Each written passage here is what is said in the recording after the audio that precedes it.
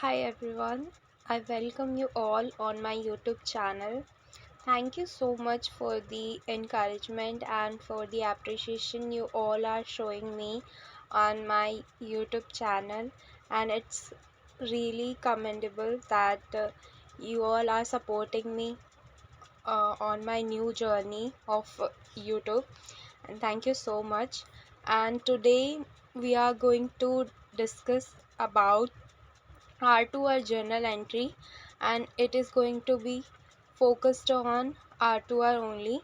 So stay tuned throughout the video, and if you have any feedback, suggestion and query, you can reach out to me on my LinkedIn account as well. And also we have YouTube channel, so you can also put your comment in the comment box so I can reply you on time.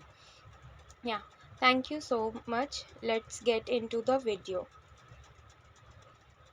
So we have discussed different kind of topics till now. I think I have uploaded 8 to 9 videos on my YouTube channel, and this is going to be the next video. So we have not covered any topic related to R2R, and I was getting a lot of comments on to, and also I was trying to make the video on R2R. So here is my post, R2R most asked journal entry. So first we'll start with accrued expense journal entry, and trust me, I have given R2R interview, and the first, this is the top most question they asked: what is accrual concept?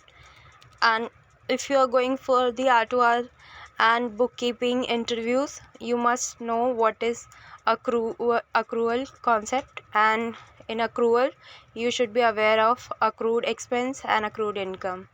So let's get into it. When an expense is incurred but not yet paid by the company at the end of the accounting period, so this is called accrued expense, and we must uh, keep the record of accrued expense or income for that matter. So our entry is expense account debit to accrued expense. Accrued expense is basically a liability because we have already incurred expense but we have not paid it, so we will keep in the liability and show in the credit that accrued expense, and whenever the expense will be incurred, we will make the reverse entry. We do have an example. The company incurs $5,000 in utilities for the month of December but will not pay until January. So we will not pay until January, but we have we have incurred 5,000 for the utility for the month of December. So we have to keep this in our record, and this is going to be our accrued expense. So first, utility expense account debit, because it is our expense, and to accrued expense in credit, because this is a liability and we are going to pay in future. So we are done with accrued expense journal entry. Now we will move to second, prepaid expense journal entry. When a company pays for an expense in advance. So it is a basically advance payment, and whatever you pay in advance, that is going to be your assets. And whenever there is an increase in assets, it tend to be debit. For that reason, debit prepaid expense assets to cash or bank.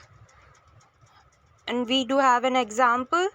A company pays $3,000 for an insurance premium for the next 6 months, and this is a very practical example. We all we must have the insurance, and we must be paying the premium, so we will be aware about this, that we pay the premium in advance. So debit prepaid insurance $3,000 and to cash credit $3,000. When the expense is recognized monthly, whenever we will recognize the expense monthly, this is the entry we are going to make. Debit insurance expense to prepaid insurance. Each month 500 of the prepaid insurance is expensed. Debit insurance expense $500 to credit prepaid insurance $500.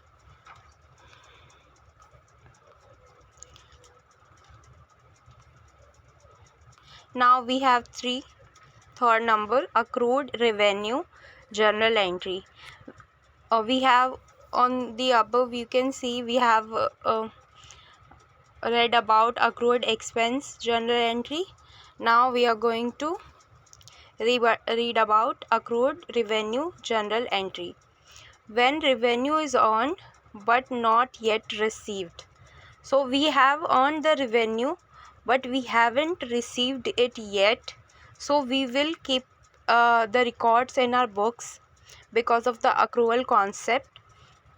Debit accrued revenue to revenue, that is going to be credit. After invoicing the client, this is after invoicing the client, debit account receivable to credit account revenue, accrued revenue. And we have an example also. A company has earned $10,000 in service revenue for December, but the payment will be received in January.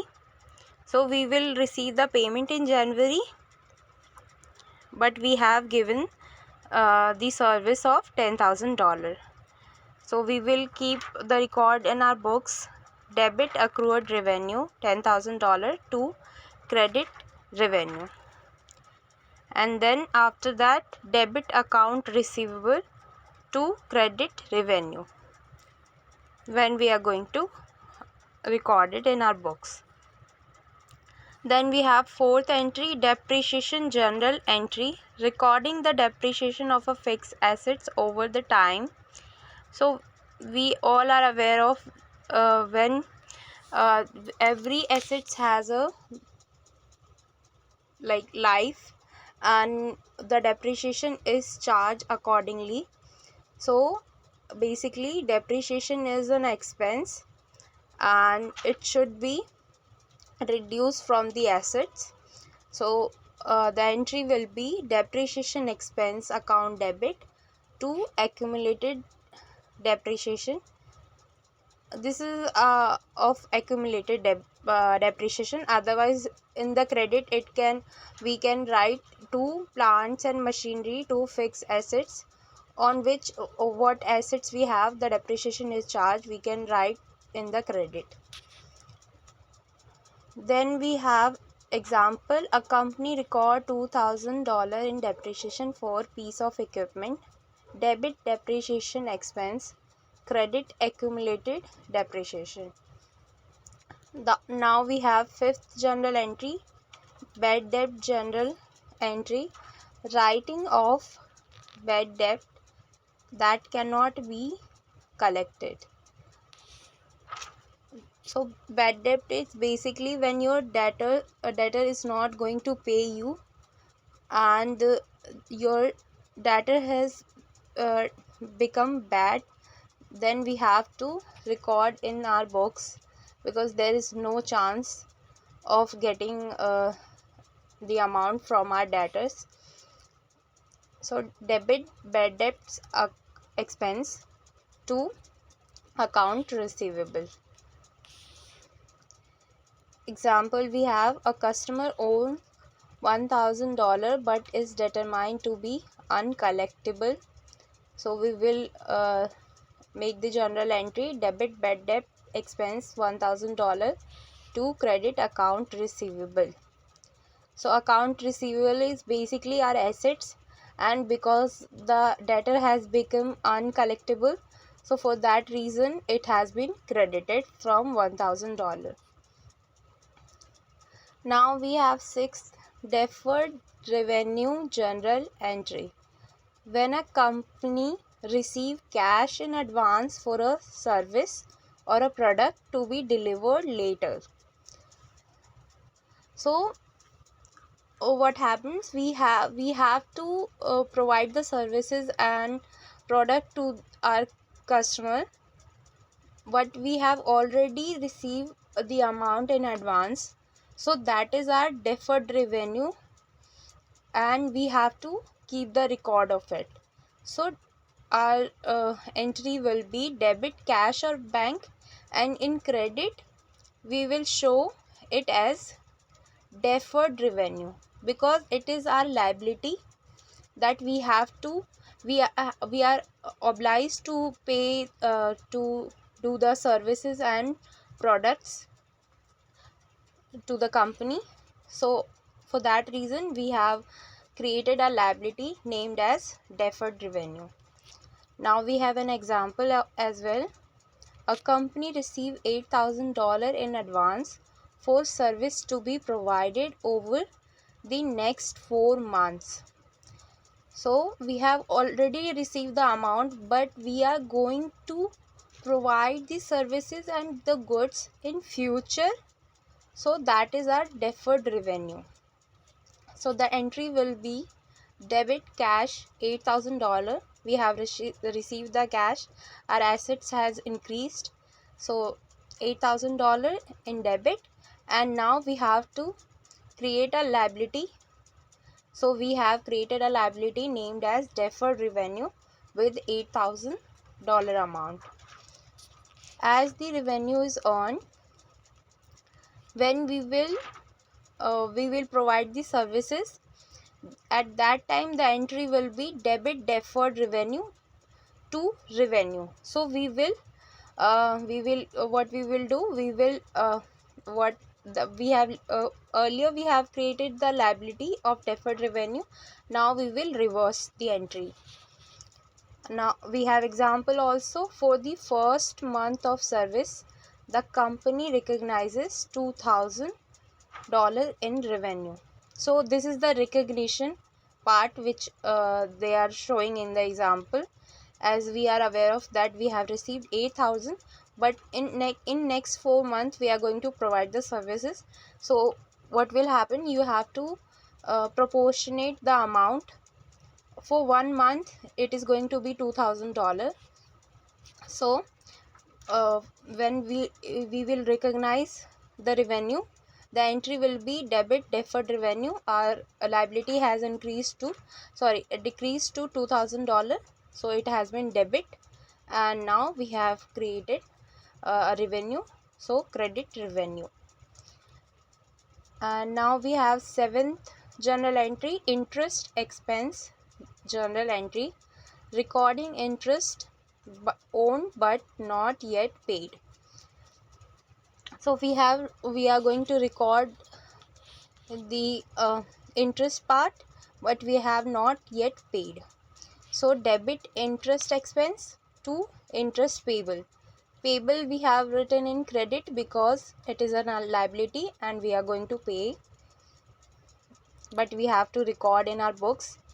So this is going to be the entry. Example, a company owes $1,000 in interest at the end of the accounting period. So how they will make the entry? Interest expense account debit to interest payable credit.